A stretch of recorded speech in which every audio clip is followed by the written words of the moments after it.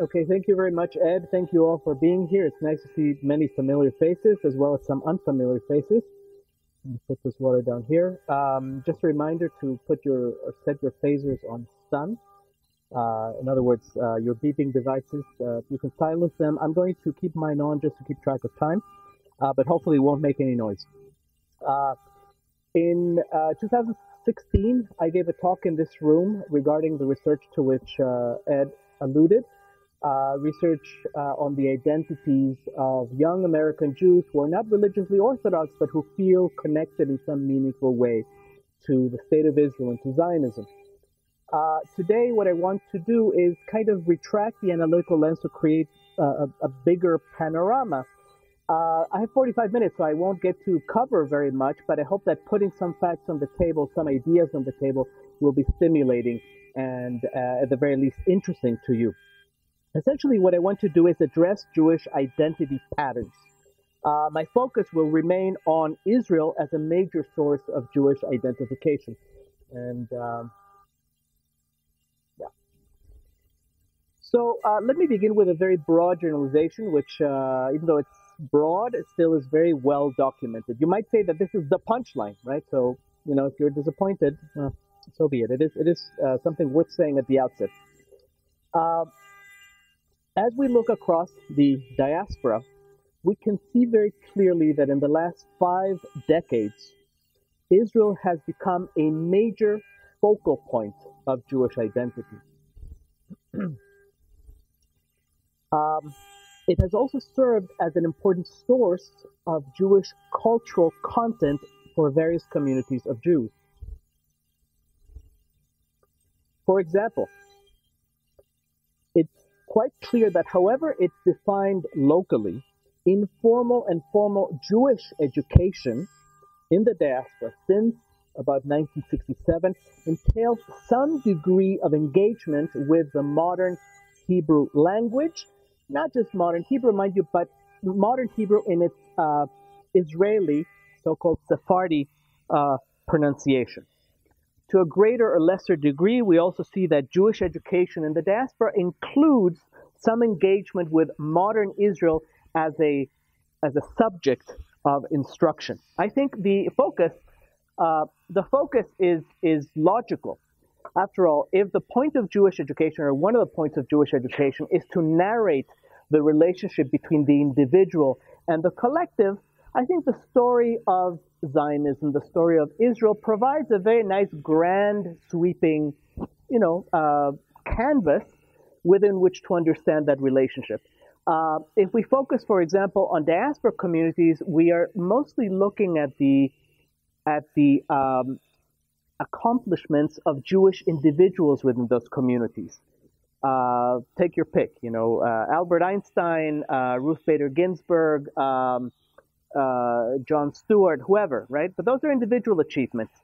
It is certainly much more resonant for young Jews, at least, I think, to learn of a saga, a collective saga, something that ties the past, the present, and the future, rather than to say something like, well, we came here and we moved from poverty to the middle class.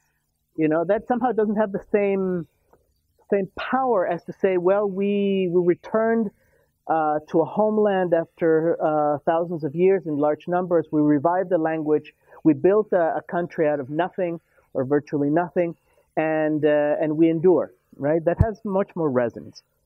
Be that as it may, the results of this educational focus in the diaspora are very clear. There is a phenomenon of attachment among diaspora Jews, attachment to Israel. According to recent studies, principally the very famous 2013 Pew Research survey of American Jews, some 43% of American Jews say that caring about Israel is, quote, an essential part of being Jewish. Meanwhile, 69% say that they are either somewhat or very attached to Israel.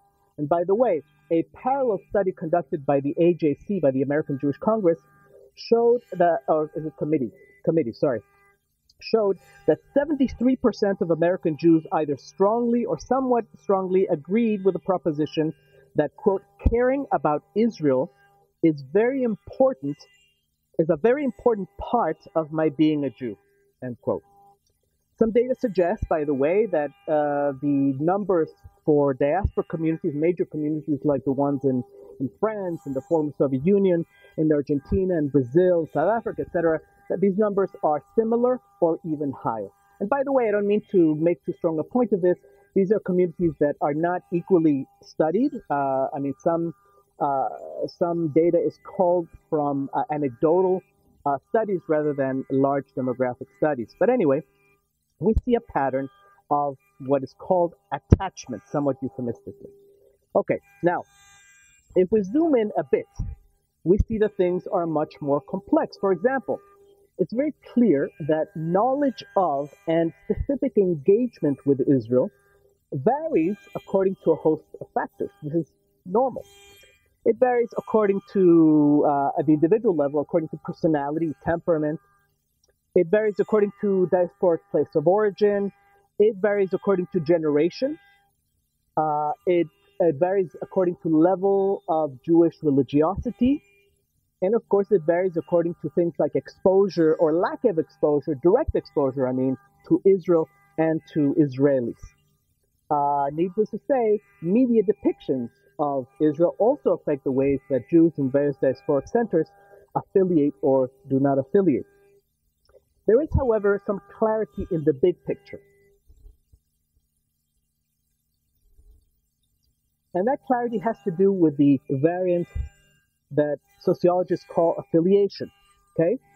By far, one of the most important and reliable predictors of diaspora Jews' fundamental supportive attachment to Israel, or for that matter, their detachment from Israel, is their positive affiliation or lack of affiliation, or even non-affiliation, with a diasporic Jewish community. Now, what do I mean by basic supportive attachment? I don't necessarily mean a deep love. I don't necessarily mean total agreement with policies or with the shape of Israeli society. I don't even mean a deep familiarity with Israel itself. What I simply mean is the individual's perception that modern Israel is a central fact that is of relevance to him or her as a Jew. Supporting Israel, in this sense, means perceiving that one's own security, one's own future as a Jew is intertwined with the security and with the success of modern Israel as a sort of macro version of the local Jewish community. Now, what do we mean by positive communal affiliation? We mean consistent contact, institutional membership, sustained participation in Jewish activities, and finally, identification and a basic solidarity of some kind with an organized Jewish group. Here, I don't mean level of religiosity. I don't mean a lack or strength of religious belief. I don't mean participation in ritual observance per se. These aspects are certainly present in many cases and may be central to many kinds of Jewish community, but that's another story. The bottom line is that Jewish community is, by most accounts, a primary or deep factor in Jewish identities that are Israel positive. Okay? So I think it's essential to look at this factor. That's what I'm going to do, basically. Specifically, I want to ask,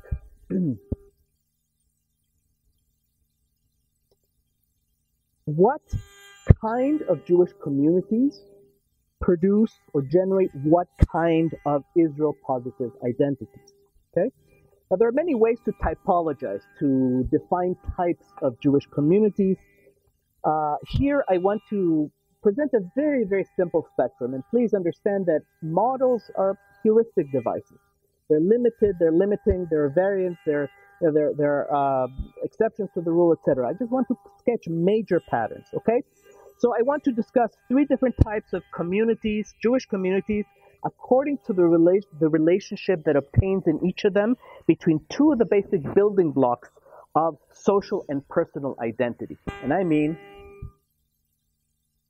ethnicity and religion. Now, I can talk about what I mean by these terms. Certainly anthropologists, sociologists, and others don't agree as to what ethnicity and religion mean. But let's leave that aside for a moment. I introduce you to the first type of Jewish community, I think one of the oldest by far. And that is what I call the traditional or comprehensive type. So this is a type of Jewish community in which ethnicity and religion are essentially coextensive. I wrote here that they are fused, but the word fuse suggests the will to unite things that are initially separate. That's actually not the case. So if you want to just sort of mentally cross off that word, that's great. Religion and ethnicity are coextensive. They're largely indistinguishable to the members of the community. Notably, tradition, which encompasses those elements as a seamless whole, is the main source of internal authority.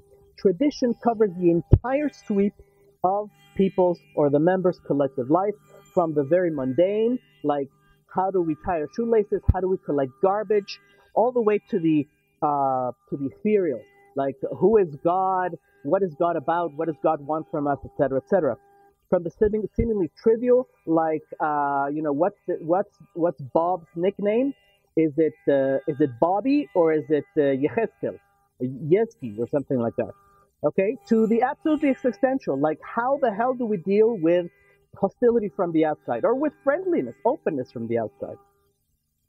By the same token, in this kind of community, there's no division, no distinction between a secular sphere of experience and a religious one. In other words, we're talking about a strictly monistic and integrated or integral system. Dualism, that is the sharp polarity that exists in Christianity between the realms of the spirit and the flesh, the world and heaven, the political authority and the religious authority, that polarity is not there. In fact, it may even be hard for the members of the traditional or comprehensive community to imagine. There's relatively little talk within that community or within that type of community about faith, about belief. There's much more talk about responsibility. The individual responsibility, the collective responsibility to keep, for example, the laws and customs of the group. Here's a real-life example to illustrate this. It's the 17th century. A communally appointed rabbi in Poland is asked to weigh in on a legal case that involves an orphan. That orphan is a young woman who is about to be betrothed. She's completely indigent. There's considerable wrangling among the people who know her and take care of her as to who should be responsible for her before the marriage. Nobody wants to give her away. Okay, that's the basic fact of the case. So the rabbi, upset, issues the legal opinion that it is absolutely obscene that a daughter of Israel should be deprived of a dowry, and that indeed it's her community's responsibility to provide her with a dowry to which she has an absolute right, and she will have an absolute right, particularly if the match between the girl or the young woman and her katan, the betrothed, is not suitable. So, I ask you, by issuing this kind of ruling, is the rabbi making a theological point? Is he making a point of civil law? Is he making a religious statement? Is he making a secular statement? The answer is yes. Notice, in this example, the key locution, daughter of Israel, underscores the national or ethnic framework of the case and of the religious and social responsibilities that are at issue. Why? Because both the rabbi and his listeners and his readers have been already socialized to know that there was a guy in the Hebrew Bible Yaakov, who was also Israel, and this guy begat a nation called Israel, a nation that inhabited and still inhabits a land called Israel, and that this nation and its culture endured not only in the homeland, but in the present day, sons and daughters in the diaspora, the daughters of Israel and the sons of Israel in the diaspora. My point here is that Jewish culture, Jewish identity itself in this traditional model are historically grounded, they are public, and they are necessarily collective. They're also relatively self-evident to the community members. Their content also is anthropologically thick. This is another way of saying that the Jews are Jews because of everything they do and think within and even outside the ethno-religious framework that they assume and in which they have been socialized. There is no Judaism. If by Judaism we mean a series of ethical and theological propositions per se, there's no such thing by the same token as a lone Jew, a lone spiritual Jew, somebody who somehow upholds Jewish culture in the privacy of his or her own heart and through a series of private spiritual exercises. Yeah? A Jew is only a Jew within a community, a public community. In the traditional model, a person's Jewish identity is determined by the fact that she or he is born and reared or publicly joins a public entity called a Kehillah Dosha, a holy community.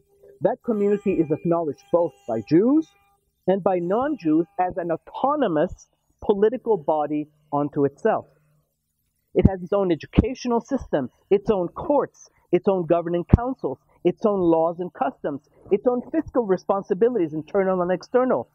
Very often, its members speak a language that is not the majority language, or they speak the majority language, but they write it in Hebrew characters, etc., etc. Members of the Kehillah practice an all-encompassing way of life, not a religion in the narrow sense. By the way, the system does not produce Orthodox Jews. Orthodoxy is simply not a thing, as the kids today would say. It doesn't exist. What this community does produce are people for whom Jewish nationality and religion are coextensive, so much so that they don't have terms for them. They don't say, oh, our religion tells us this and our nationality tells us that. It's relatively obvious to these Jews who and what is theirs and who and what is foreign, whether it's good or bad. They are submerged in their culture, and therefore they see themselves as socially, politically, spiritually, and materially distinct from their neighbors. Not isolated, mind you. Not necessarily unfriendly toward their neighbors. Not uninterested or totally closed off from their neighbors, but merely distinct and irreducibly distinct. In short, they see themselves, drumroll please, as a nation in exile. This comprehensive model is the classic model of Jewish community that characterized virtually all diaspora centers that existed from antiquity to the 19th century, except in the United States.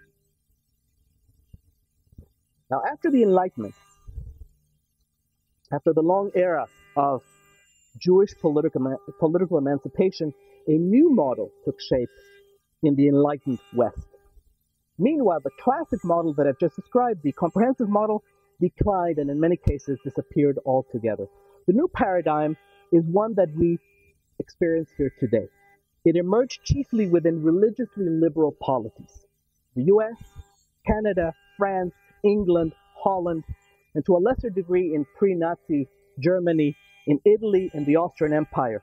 I call this the liberal model. It's a model that divorces Jewish religion from Jewish ethnicity and puts religion on a pedestal.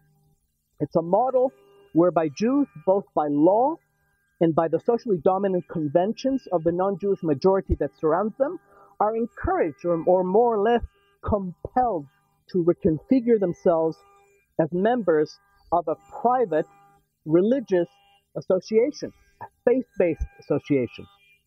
This private entity is treated by the majority population and by the majority government, and ultimately by the Jews themselves, as one that is roughly analogous to the various mainstream churches and religious denominations of the majority. This is why, for example, in the United States, there is such a thing as Jewish denominations.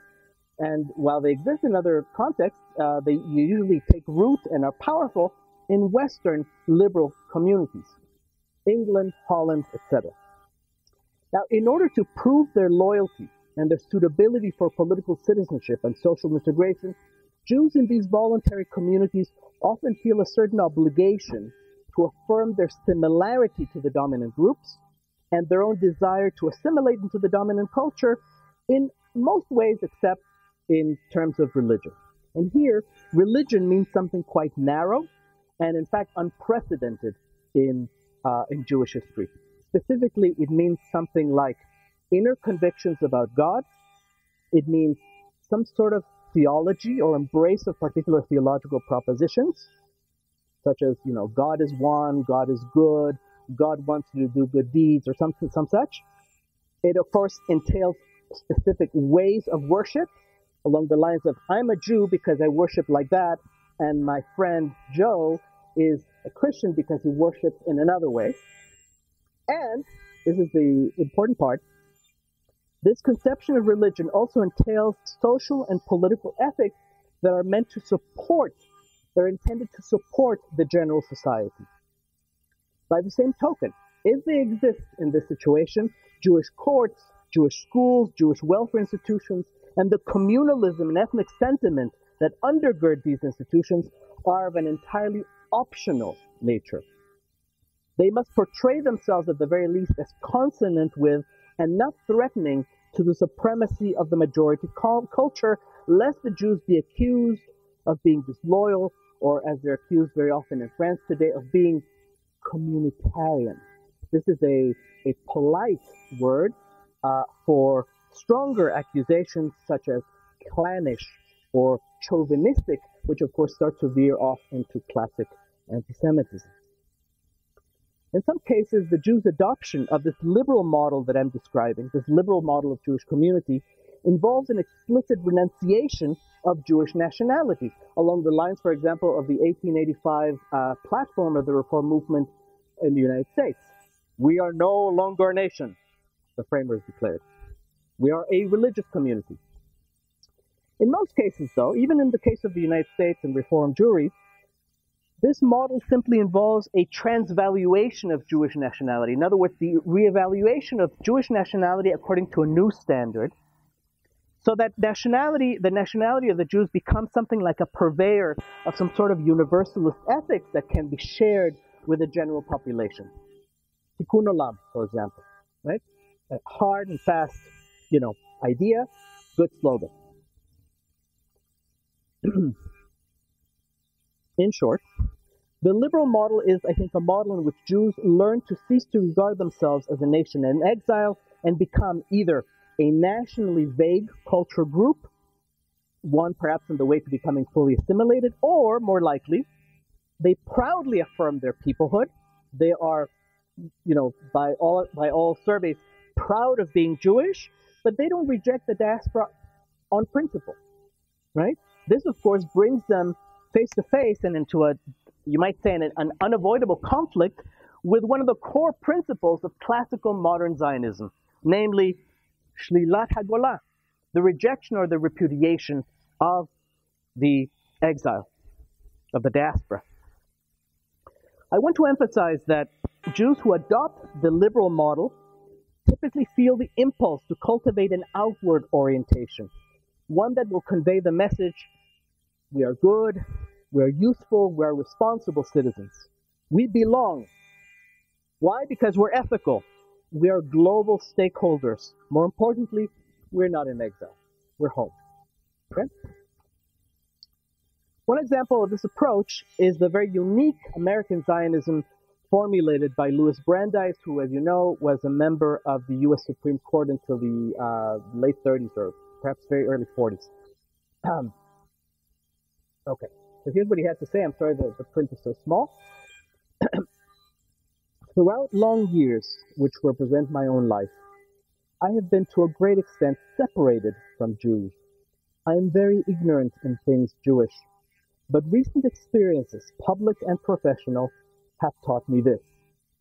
I find Jews possessed of those very qualities which we of the 20th century seek to develop in our struggle for justice and democracy, a deep moral feeling which makes them capable of noble acts, a deep sense of the brotherhood of man, and a high intelligence, the fruit of 3,000 years of civilization.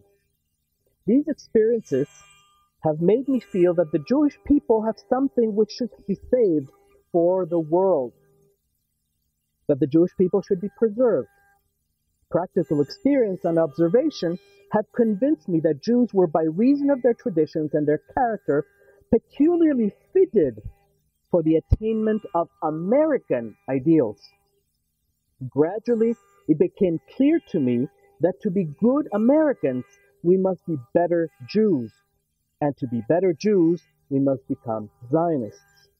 The Jewish Renaissance in Palestine will enable us to perform our plain duty to America. It will help us to make toward the attainment of the American ideals of democracy and social justice, that large contribution for which religion and life have particularly fitted the Jew. End quote.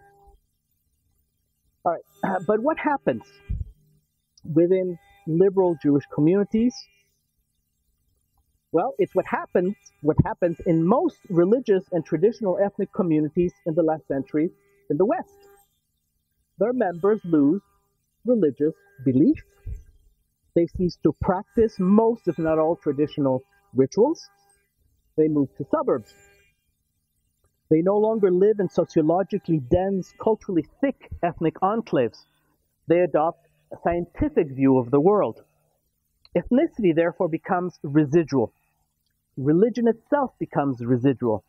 All that is left, or much of what is left, is the social ethos of the outward-looking religious identity that the liberal model engendered. What I mean here is that what's left is the politics, the activism, the engagement in and interest in the play-by-play of current affairs, the partisanship. This becomes, if you will, the new Judaism. Jews see their role as that of a politically goading minority. Goading minority is the phrase, rather famous, of Irving Yeats Greenberg. So we're not just talking, by the way, about religiously liberal Jews. We're also talking about religiously conservative, traditionalist Jews like Greenberg himself. For its part, ethnicity, once reduced to a few items, becomes what I like to call the BDS ethnicity, right? And I do this tongue-in-cheek. What does BDS stand for? Bagels, right? Which stands for a few ethnological traces, which stand for the whole of a rich culture. Davening, which means praying a couple times a year, not because you really know what you're saying, because you really care to do it, because you feel certain kind of a residual sort of pull towards people of your kind. S stands for Seinfeld, who represents not only the idea expressed by American Jews who responded to the Pew survey, that to be a Jew, it is essential to have a sense of humor. It also stands for the idea that the role of Jews in society is to stand sort of off to the side and to criticize society, to say, well, I have a jaundiced view of what's going on here. Sort of the Jon Stewart model. Be that as it may, what I'd like to propose to you is that all the patterns of decline that I've just described explain what the Pew study of 2013 shows, namely that the Jews in the U.S. are greatly attached to Israel, but that at the same time, only 28% of them believe that forming part of a Jewish community is essential to being Jewish, right? So for them, to be Jewish is something that can be atomized, yeah? Not surprisingly, the American Jewish community has by and large fallen away as a primary framework of identity. In the 19th century, the liberal model that I've been describing spiritualized and privatized Jewish identity. Since the 20th century, as religion has declined, religious belief, religious practice, what remains as the content of identity is a kind of atomized social ethics, and these derive from a narrow concept originally defined as a narrow religion in the Protestant sense. I'm really talking about politics. But what happens when Jews identify politically as Jews in their relationship to Israel? Once traditional communal ways have fallen to the side, Jews who embrace and have been conditioned by the liberal model are relatively, again, atomized. Yes, they're ethically conscious individuals, they're good citizens, but by and large, they have a fragmentary collective Jewish life, certainly not one that gives to Israel more than a symbolic role. And I think of all the things I've studied, this is the one that resonates most powerfully in all the scholarship. American Jews regard Israel as a symbol. They don't know much about Israel. They relate to it as a symbol of something about themselves. The Pew study shows that Jews in the United States, by and large, do not learn Hebrew. And even when they take years of Hebrew in day schools, their final proficiency is minimal. This is a backhanded advertisement for my own department, right? Because here we do Hebrew the right way. Thank you. Thank Ed Wright. Okay, so American Jews also relatively seldom visit the Jewish homeland, and when they do, they don't do much beyond going to the big tourist sites. When they do engage with Israel, as Theodor Sasson's outstanding work has shown, they mostly do so in ways that narrowly align with their own politics. Now, this is normal. This is natural. Okay, I wouldn't expect anybody to go to China and do something that is contrary to their way of thinking, right? But the point here is that is the fact that the connection to Israel is so narrowly focused and so strictly political. So support for Israel to these Jews becomes largely conditional on Israel's implementation of policies that match their own politics and hence their own highly politicized Jewish identity. On this phenomenon, there's a fellow who writes very eloquently. His name is David Chazoni. He's a scholar of Zionism. He also heads up an NGO called the Israel Innovation Fund, which was founded by a former student of mine here at the U of A, whose name is Adam Bellis. But Chazoni wrote a very interesting essay in which he addresses precisely this politicization of Jewishness in the U.S. He writes, "One can only view Israeli policy as a threat to one's core identity if one's core identity is built around policy. Consider for a moment the non-Jewish side of the American political map. Have you ever noticed that evangelical support for Israel does not seem to buckle into existential crisis just because Israel, the manifestation of God's will, is one of the least religious countries on earth, in which gays thrive and abortions are legal, and the government sponsors actual Sharia courts? For evangelicals, the contradictions are not a cause for crisis, for the simple reason that their own identity is not dependent on the policies of the Israeli government. Their support flows from identity but does not define it. Much the same way that Rabbi Abraham Heschel's involvement in the civil rights movement flowed from his deep Jewish identity rather than defined it. When you do not have a rich bank of deeper metaphysical and historical foundations to your identity, your ability to properly assess even purely political, geostrategic, or communal realities can get blurred. Dissonance between your politics and Israel's becomes a source of pain. End quote. So the third and last model that I want to introduce you to is what I call the communitarian model. This one developed in Eastern Europe, in the Near East and North Africa between, I would say, the mid-19th century and the mid-20th century. Unlike the comprehensive model, this is a model that already assumes the modern bifurcation, the modern division between religion and ethnicity. But it doesn't downplay or attempt to reconfigure the substance of Jewish ethnicity as a universal political ethos, which is, of course, what the liberal model tries to do or tends to do. Rather, Jews who live under the, let's say, the structuring influence of the communitarian model remain a people apart. They share kinship, they share culture, and even a core political identity, though, of course, they vary in their level of traditionalism, from anti-traditional all the way to ultra-traditional.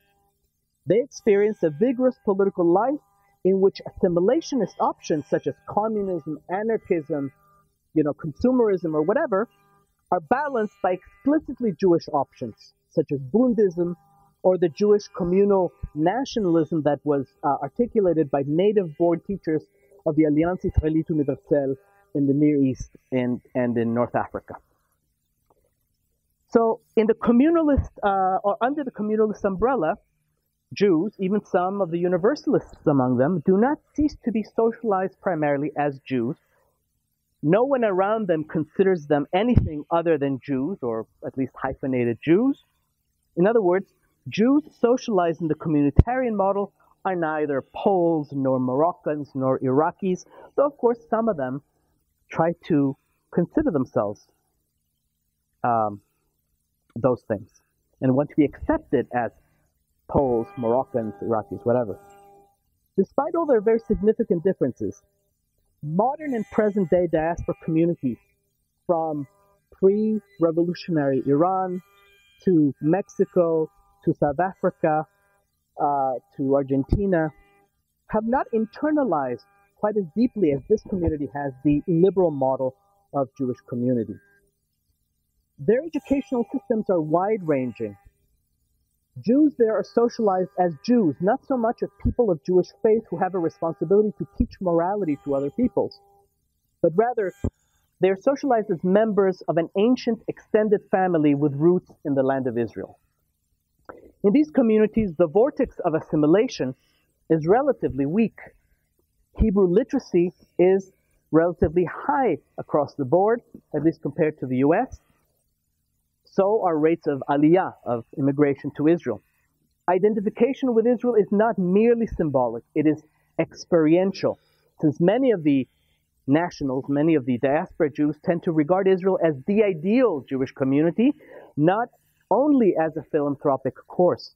So, for instance, South African Jews never felt pressure to discard their ethnic particularism.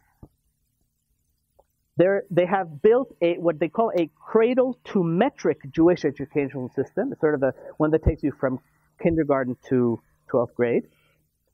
And this system educates a plurality, if not a majority, of South African Jews. By the way, 83% of South African Jews visit Israel, as compared to 43% of American Jews, who, by the way, on the average are a lot wealthier.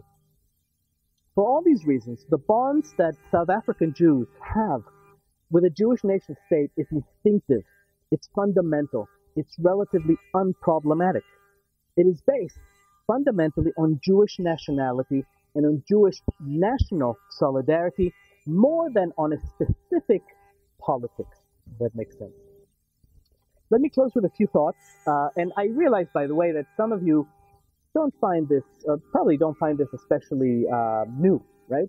I mean, some of you come from the communities that I've mentioned here, the US community, Mexican community, South African community, etc. Perhaps you intuit these things already based on your own experience. But I think it's important to put these facts on the table, to start to analyze identity, precisely because identity drives behavior. And if you understand the complexities of identity, you can then change behavior, you can at least, refrain from emoting about it. I think that when we're trying to understand Israel, political activists, journalists, media pundits, university-based intellectuals who have a hard time distinguishing between their own political advocacy and objective scholarship, all these people tend to put an excessively high premium on the daily play-by-play of Israel. I'm referring really to the flow of discrete and connected events that tend to saturate our media-driven perceptions of the world outside of our family circles, outside of our immediate social circles.